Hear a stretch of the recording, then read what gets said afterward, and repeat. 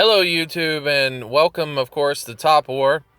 And I wanted to go over today's topic, which is about orange shards and a few tips and tricks and how to obtain them without having to pay to play, so to speak.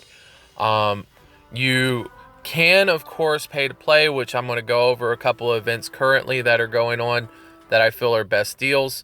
I have of course done a couple of things and experimentations which I think are pretty cool as far as getting orange shards go. So without further ado, let's get started.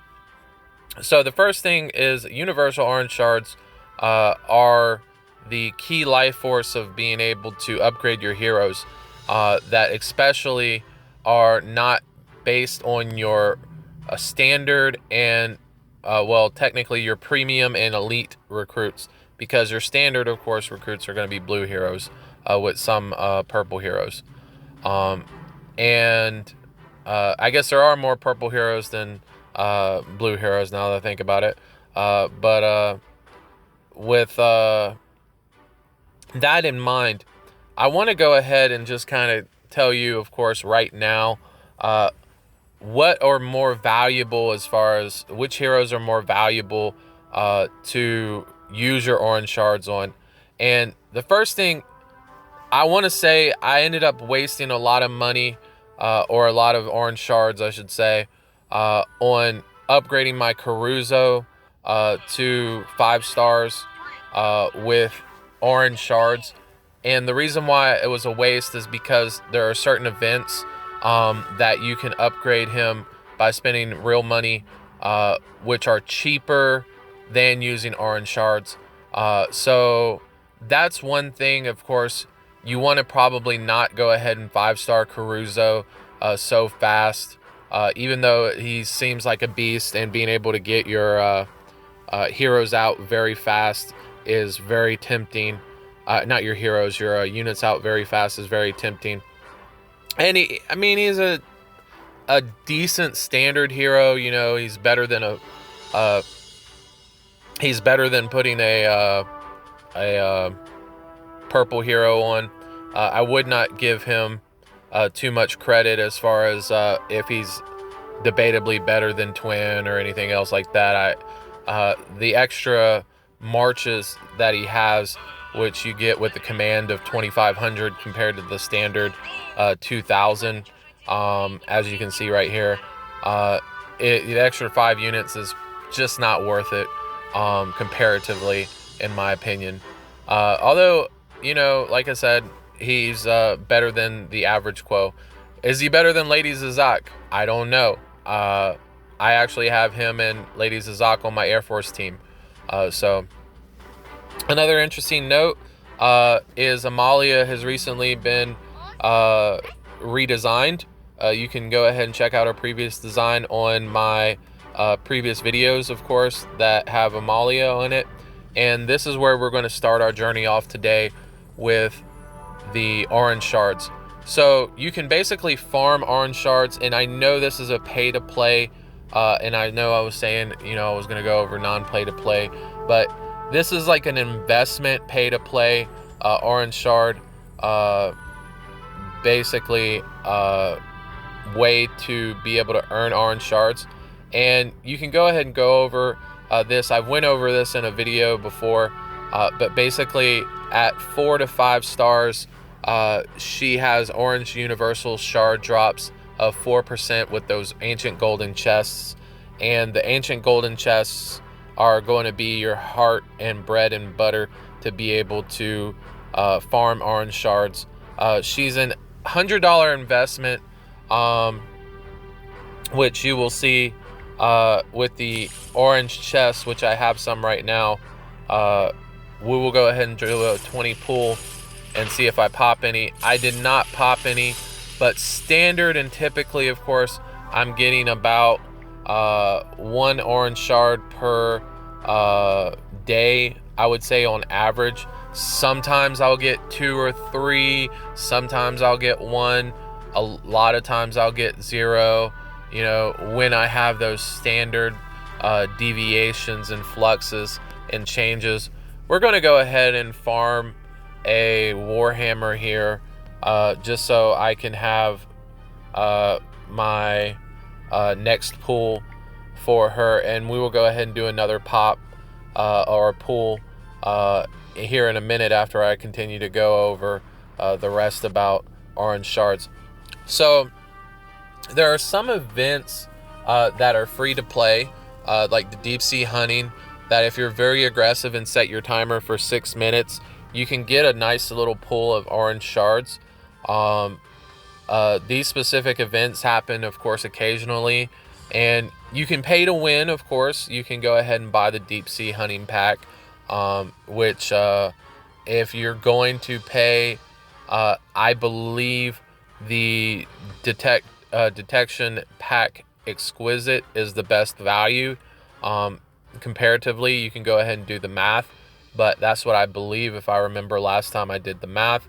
I did end up purchasing a couple of these packs before. As far as the percentage goes, you can do the math yourself, but the rewards here are here, and the percentage drops are here. So basically, as far as merging a detection level 1 deep sea chest, 80% is what you're going to be your drop rate, 20% for level 2. You have to merge your level 1s to get into level 2s, and then your level 2s you merge to level 3 or possibly 4, which is the legendary chest. And I did an expected value, and the payoff comes out to be roughly about $2 to $250 dollars a piece per orange shard, if I remember correctly, based on the expected payoff of doing this event if you were to pay to purchase. And there's a variance, like I said, $2 to $250, because of the amount of and it might be a little bit lower, but I thought I remember it was $2 to $250 expected value for orange shard cost. So as far as the value of an orange shard goes, it is roughly a $2.50 value if you see any type of purchasing that's going on available. The gacha games are a little bit more on the expensive side when you're doing orange shards, but of course you can of course get Cupid's arrows, which I lucked up, and we'll go ahead and do a 500 pull here and see if I am lucky enough to be able to get one. I was not, but I did get a key, so that is pretty cool. We'll do another one just for fun.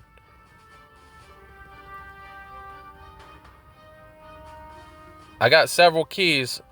One of my other pulls recently today, I ended up getting 3, so that was pretty interesting. Let's see what these are.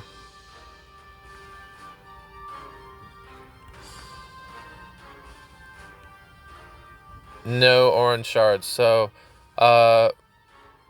some of these gifts, of course, you know, as far as the reward info goes, is you're able to get 3, of course. Orange shards is one of the pulls. Some of the pulls, as far as the gifts go, you can get 25, 45, 10. I haven't done the expected value as far as this event goes, of course, but you can go ahead and do that for yourself to see as far as what valuables, how much it actually costs per orange shard. That was 1,000 gems, so that was a little bit heavy. The only reason why I did that is because I needed to be able to spend on my gem gift event, which I'm at 5K now. I want to be able to get up to 10K. I'm trying to spend quote wisely to be able to get 10K so I can get those 10 orange shards. I'm not going to be able to get that March key. I'm a little disappointed during this event, so I'm being very conservative. I want to be able to spend 10K and that's it. Even though those recruit vouchers are looking pretty tempting as well too.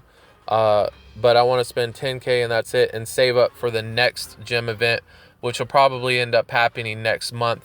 And if I can save up 30K, I will be able to get enough of those rewards, or enough gems for those rewards. So gym events are very important too, but that's not the topic of this video. I just wanted to say you can get some orange shards that way too. So on average, of course, an orange shard costs 350 gems a piece. So as far as the cost per 100 gems, you can look at the math as far as pay to win. I think I've said in a previous video, of course, you can buy 5K gems for $5 during the Supreme Weekly card here, 1,600% value. They also have a regular weekly card, which is a 400% value. If you're trying to power up your gems to be able to receive them quicker, this is a good value to be able to buy gems. And don't buy gems directly from the gem store, because this value right here is what you're going to be basically accomplishing, and save it up.